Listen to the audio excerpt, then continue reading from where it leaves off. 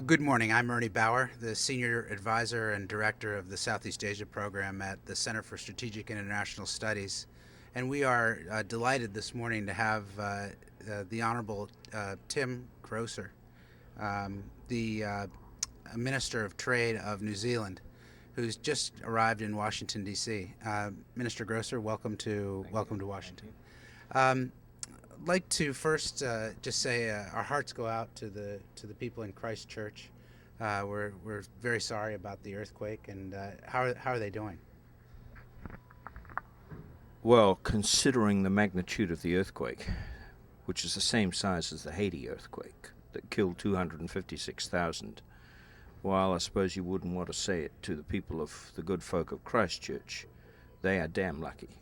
Not one person killed, other than one person whose heart attack is attributed to the shock.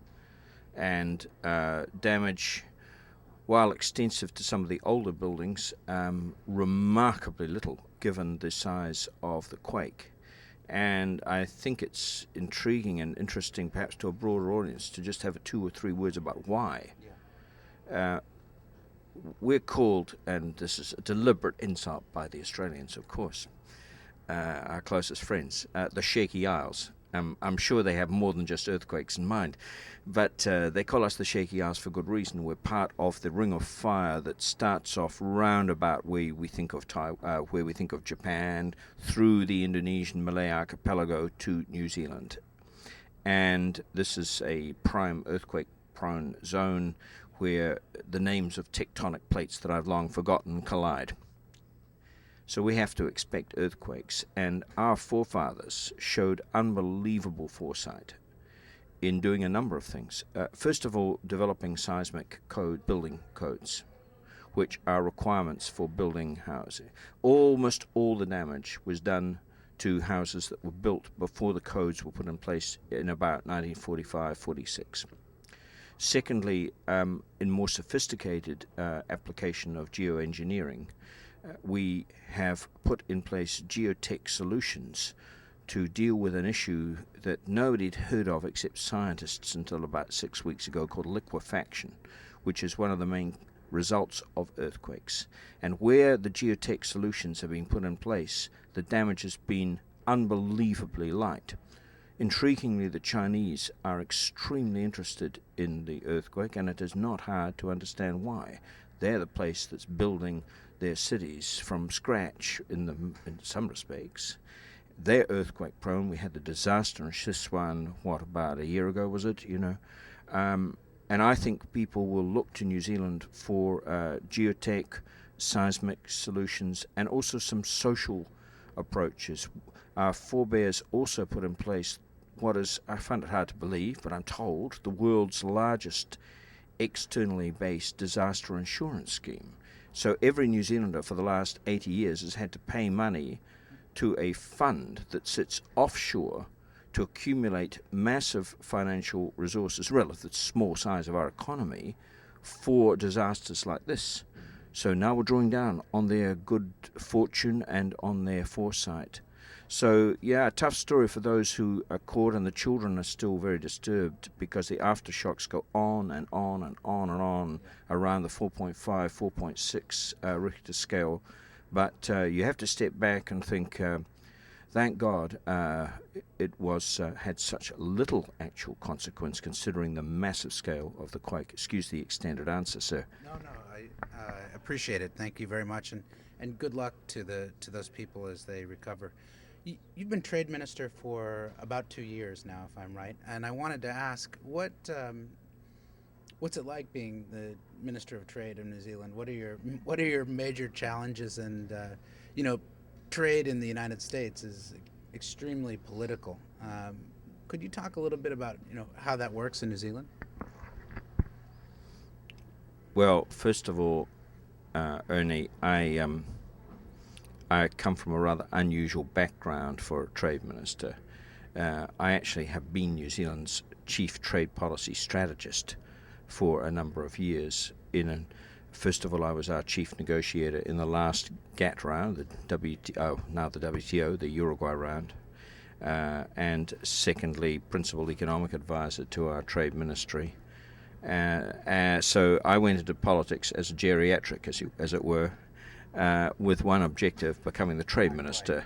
So I've actually had 30 years, and before that I was chairman in Geneva, first of all of the rules group in this negotiation, the group that handles the negotiation on anti-dump subsidies and a few other issues. And then I became chairman of the agriculture negotiations after the disaster at Cancun in 2003. So I had come with an unusual background. And for me, it's just a great privilege to, near the end of my career, to be the minister rather than senior official. That's on the one hand. The second thing that's rather unusual about New Zealand is that trade is not political in New Zealand. Now, this is deeply unusual and wasn't the case 25 years ago. In fact, trade 25 years ago was a deeply divisive political issue.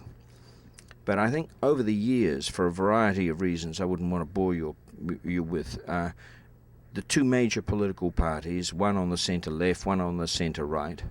I represent the centre-right party, but very much a centrist party, not a right-wing party. We've come to a strong working consensus that we can have our arm wrestle on a whole number of issues in the good democratic sense of that, but this is an issue which doesn't fit into the electoral cycle of any democratic country. I can give you example after example of highly successful trade strategies that we've implemented that have spanned, in some cases, 3 changes of government. So we have come to a consensus, informally, but a very strong consensus between the two major parties, that we have a bipartisan approach to trade issues. And I can't say that I can recommend it to anyone else, but it sure has worked for us. Well, thank you very much. Maybe you could come and do some seminars in Washington. We sure need a consensus on trade, and that it sounds very nice. We're wrestling with that. In the sense of the U.S.-New Zealand relationship, trade and investment is a very important part of that relationship. Could you talk about New Zealand's outward perspective on trade, particularly in relation to some of the new trade agreements that you've signed with China, India, ASEAN? How do these agreements fit into your strategy, and then could you relate those agreements to what you're trying to do with the United States and TPP? Well, first thing I want to emphasize is we are very close to the United States on a number of issues, and I have worked, I think, extremely well and easily with successive USTRs, US ambassadors in Geneva, senior USDA people, and the relationship has just been fantastic. And I think when the New Zealand-US relationship works well, it's a classic example of using the huge power and muscle of the United States. But sometimes we can act as what I call a front fence for the United States. If I just put your question aside for 1 second and think about another aspect of my responsibilities. I'm also the Minister in charge of international climate change negotiations. And one of the initiatives, which is very much a New Zealand-fronted, but US being the muscle behind New Zealand, is a research group we put together called the Global Agricultural Research Coalition, or Alliance, which springs out of our knowledge that food is a major source of emissions into the upper troposphere. In fact, it's 14%. And people are not going to stop eating, there's no point taxing food in the sense that you want to discourage that. We have got to find technological solutions to the relentless growth of emissions in agriculture, because we know as a planet we have to grow about 70% more food by 2050 to feed the 3.5 billion extra mouths that have to be fed, and also accommodate the reality that the development process around the world is working so unbelievably well that as hundreds of millions move into the effective middle class, and I use the McKinsey concept of 5,000 US PPP as that base, they're going to want high-quality protein, high-quality foodstuffs that countries like the United States and New Zealand produce. Now, we've got to do that while lowering the growth rate of emissions. So New Zealand's taken some leadership here of fronting up with a whole bunch of scientists from 30 countries, both developed and developing. The United States has essentially put some serious money into this proposal, as well as some of the great brains, scientific brains of this country. And it's a beautiful example, in my opinion, of a very small country, close in values to the United States, working very productively. And I'm going to see Tom Vilsack, the Secretary of Agriculture, later this morning to follow that through. He and I launched this initiative at the Copenhagen meeting. Given the very poor quality result from Copenhagen on climate change, many people told my Prime Minister they thought that what Tom and I had launched was probably the most positive result coming out of the conference. Well, that's maybe exaggerated, but so I just want to give that as an example of how the greatest power in the world, the United States, actually sometimes it's great to have little countries like us that share very similar perspectives working constructively on common international agendas.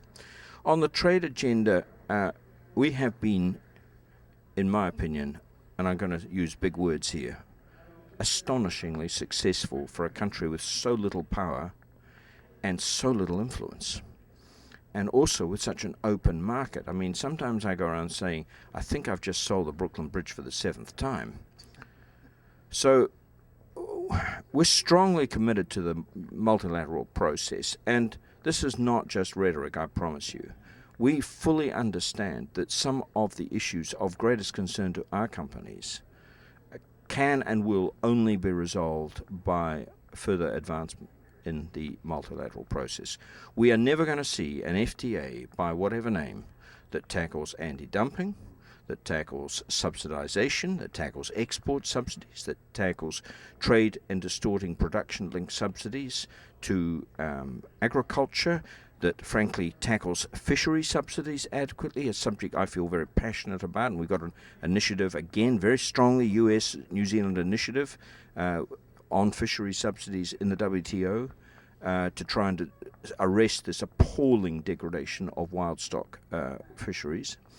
There are so many issues here that can only be dealt with multilaterally, and people that espouse FTAs while forgetting that have not got the plot.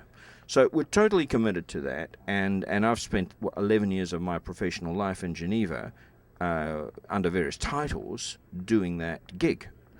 But at the same time, we haven't stopped there, and we've pursued a very aggressive FTA strategy that is working unbelievably well, and I'd have to say almost contrary to my own predictions, because I just didn't think we could do it 15, 20 years ago. So I'll just quickly outline where we are and some of the things we're looking at, often jointly with the United States. First, from our point of view, we have established a fantastic relationship with Australia. This is our most important partner, it's our closest friend. We're almost working towards what I call, to put the Chinese-Taiwan metaphor around the other way around, two countries, one system, whereas China and Taiwan have got this long-term vision of one country, two systems. Despite the rugby, though, right? Well, there's a whole lot of jokes. There's all sorts of inappropriate sheep jokes behind this, but we just get on. Sometimes foreigners don't understand, as we insult each other at dinner parties, that it shouldn't be taken too seriously.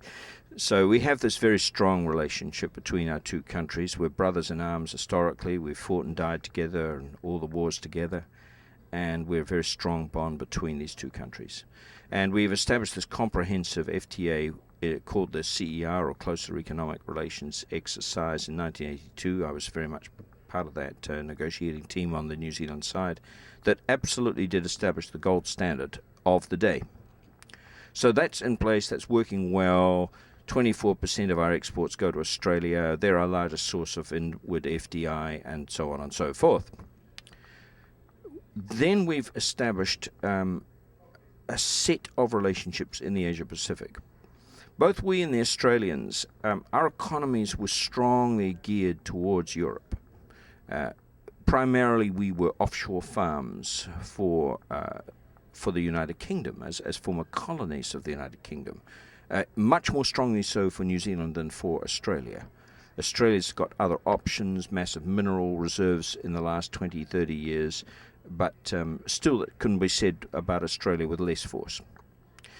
The movement towards Asia has been very difficult at the beginning from the mid-70s onwards, but is now going unbelievably well. I don't think we truly saw, I'd like to pretend we did, but I don't think it would be true, just how much growth and development would take place in the Asia Pacific when we started down this journey in 1973, when Britain joined the then EEC and our markets disappeared into what was then the protectionist morass of the unreformed common agricultural policy. And let me say for the record, the Europeans, to their great credit, have made huge changes since then, but that's what propelled us down this path.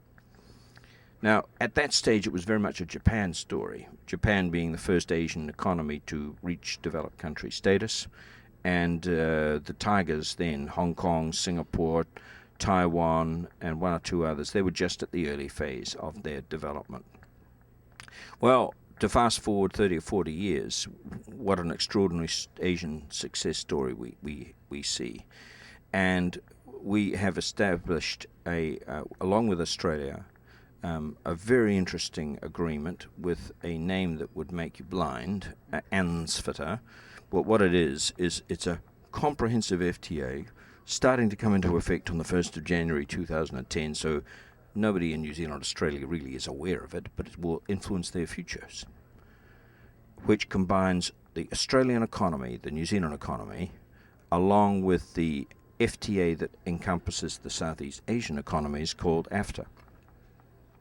And over the next 10 years, most of it a damn sight sooner than 10 years, this will create a trading bloc out of these two contiguous FTAs, the CER and the AFTA, into one with common rules of area origin, a market of 566 million people. Our exports to ASEAN are compounding at around about 11% at the moment, going extremely well. We'll probably be selling more to Indonesia in the next 5 years than we sell to the United Kingdom, which used to take 50% of our exports in 1975. So that's going on. We're also extremely fortunate from an economic perspective in being the only developed country to have a comprehensive FTA with China, negotiated by my predecessor in the previous centre-left-led government. Now, I mean, going back to my political point here, how important it has been to have complete continuity of policy for a very small trading economy that doesn't let its domestic arm wrestle get in the way of structural, strategic policy initiatives like this. So they did that, all credit to them, and I'm very careful to give credit to my opponents on trade policy because it's just and deserved. And we've built very successfully on their achievements. Our exports to China are going through the roof. They've doubled in 2 years. China's just overtaken the United States as New Zealand's second largest export market. China is already Australia's largest market. That's driven very strongly in Australia's case by minerals exports.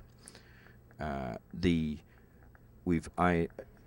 negotiated very recently the first ever FTA that Hong Kong's done with anyone to try and make more coherent the Greater China strategy. That's working extremely well because Hong Kong itself, as a separate customs territory of China and a separate member of the WTO, is, I think, the sort of 12th largest trading economy in the world in its own right. So that's going really well. And what I was trying to say to the folk at the services seminar is, if you look at the FTAs in the world's most exciting region, the Asia-Pacific region, through the prism of a New Zealand negotiator's eyes, what we see is quite interesting. right throughout the 90s, as this debate, since I'm talking to a think tank, I'm allowed to talk about intellectual things, all right? Because you will recall, and anyone who's interested enough to watch this interview will recall the great debates between Bagwadi and Bergston over RTAs, or regional trade agreements, versus the multilateral trade system. You know, my own personal view on that debate 15 years ago was, well, Bagwadi was right, of course. We would have all been far better if we'd never done regional trade agreements, and we'd all been faithful and done the right thing by the principle of MFN and multilateralism, blah, blah, blah, blah, blah, blah, blah. But that wasn't the way the world went. So, you know, Bagwadi was right in principle, Bergston was right in practice. And these two distinguished gentlemen, I think, at the end of the day, set out the debate in ways that actually both of them have contributed in a very constructive way to understanding what the real issues were, because the real issue was not a choice. So we have tried, and I know the United States has tried as hard as any country, to push forward the horizon on the multilateral front. But as from 1982 onwards, when Bill Brock, then USTR, shifted policy of the United States and said, this is going too slowly for us, when we, the United States, are no longer prepared to find ourselves boxed in. I mean, this is very much frustration about the then unreformed common agricultural policy of the European Union. I'm not a European basher at all. You know, I mean, I've actually a European by birth, and I recognize the massive reforms they've gone, but actually it was an immense frustration with Europe at the time that forced Bill Brock and the US system down this track. Now, in the 90s, during this great debate that so exercised seminars of the time, and I've written extensively on this myself in sort of quasi-academic terms, the quality of some of the FTAs that were being written at the time was very low, actually, and they were often done for political reasons. They were lightweight. More recently, I would argue there's been a flight to quality. And if you look at the FTAs we've concluded, they are, I promise you this is not a politician's rhetoric. Any analyst who looks at them would not be able to come to a different conclusion. They are real high quality. They are comprehensive. There are no exceptions to them in any important sense. Let me give you an example. I'll go into one in depth because it's the most important, the China FTA. So there is effectively no S&D, special and differential treatment, other than some very minor extended timeframes for their most sensitive products to be completely liberalized. The only exception on goods to complete liberalization are some relatively unimportant tariff lines in the forestry area, and the only reason they're exceptions is because as part of the deal to get China into the WTO, their protocol of accession included a legally binding commitment never to liberalize those tariff lines on forestry other than on a multilateral basis. It was either a US or a Canadian demand when they couldn't get what they wanted. I can't recall which country led that. So apart from that technical exception, which is of no real consequence, we're talking about tariff lines around 7%, you know. Nice to get rid of them, but not the end of the world. We're talking about something without exceptions. Now, if that's not a flight to quality, I don't know what is. The second, and we've just done a deal with Malaysia, that's why we're so keen to see Malaysia come into TPP. Again, the only exception on the goods side is alcohol. And they're an Islamic country. In fact, one of the reasons that I am extremely excited about bringing Malaysia into the TPP is precisely because I think trade people like me, it might surprise some of the skeptics, we actually do have a broader perspective than just trade. I mean, these are strategic. These are not just trade agreements. These have deep political consequences. And you know, going back to, I mean, I have not worked my whole life on just trade. I was ambassador to Indonesia at one stage. The only way we're going to get on top of terrorism from Islamic countries, I'm not pretending terrorism only comes from Islamic countries, is with the help of Islamic countries. I mean, we're never going to do this as non-Islamic peoples on our own. And extremely constructive countries like Indonesia and Malaysia, who actually are in the front line of Islamic terrorists. I mean, the number one objective of most Islamic terrorists is their own governments, not ours. It's a point that's very easy to overlook. So working constructively with these constructive, largely Islamic countries, to me has got a very, very important kickback strategically. But Malaysia's an outward-looking country, highly successful. Yes, it has its challenges economically. It's a little bit squeezed by its success, actually, between its very success in dealing with low-cost labor electronic manufacturing, and now it needs to move upmarket to more sophisticated product lines. Speaking with Minister Mustafa in about an hour. Well, he's a very good friend of mine, and he's an outstanding minister for his country, and they've got very able political leadership, in our view. So they're an open economy, and the only exception in the FTA there was alcohol because of their Islamic culture, which we appreciate and respect. So, what I'm saying is that you're seeing a flight to quality, contrary to what was said 15 years ago about FTAs, and you're seeing a lot of the spaghetti in the bowl being wrapped up via contiguous FTAs now starting to merge, which is, of course, what TPP is meant to be about. So you've got these 8 countries led by the United States. They've got their own networks. We're an exception to it, but most have got an FTA already with the United States. And therefore, if we go back to the original critique of FTAs and RTAs, there's all the complexity of different rules of origin and different deals here and there. Well, we're trying to wrap them up into a common agreement. Now, this ain't easy. This involves highly sensitive domestic issues, no more so than in the case of this great country. But I've never seen a trade agreement that I describe it as easy, so, nothing new in that. It's going to take us time to work through, but the President is strongly committed to this. I know the President has said to his ministers and his senior officials that he wants to see something by the end of the year. We're going to try and achieve that objective. Precisely, how far we'll get is in the hands of the gods, or the negotiating gods in this case.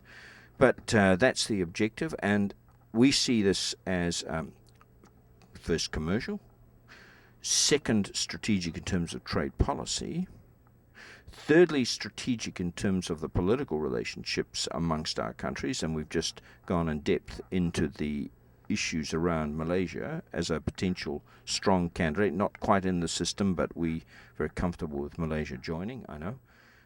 And thirdly, this is the US ticket to continuing to be the leader of Asia-Pacific trade investment integration.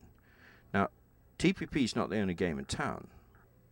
There are other games in town, and I don't know how well this is understood, frankly, in some circles in the United States. I'm sure your leaders understand this. So you've got China laying down a card saying we can play. That is the significance of their FTA with New Zealand. Now, you can say, well, only New Zealand, small country. Yeah. But big countries always start policy shifts with small countries. I referred to the shift in U.S. policy in 1982 when Bill Brock shifted U.S. policy. Who did they did their first deal with? Israel. People often miss the significance. I remember at the time of this shift in U.S. policy precisely because they said, it's only Israel. It's just a political ally of the United States. Of no consequence economically. Well, what a wrong judgment that proved to be. So China's laid down its card. It can do FTAs with clean, comprehensive deals. We're waiting for our Aussie mates to dock into that.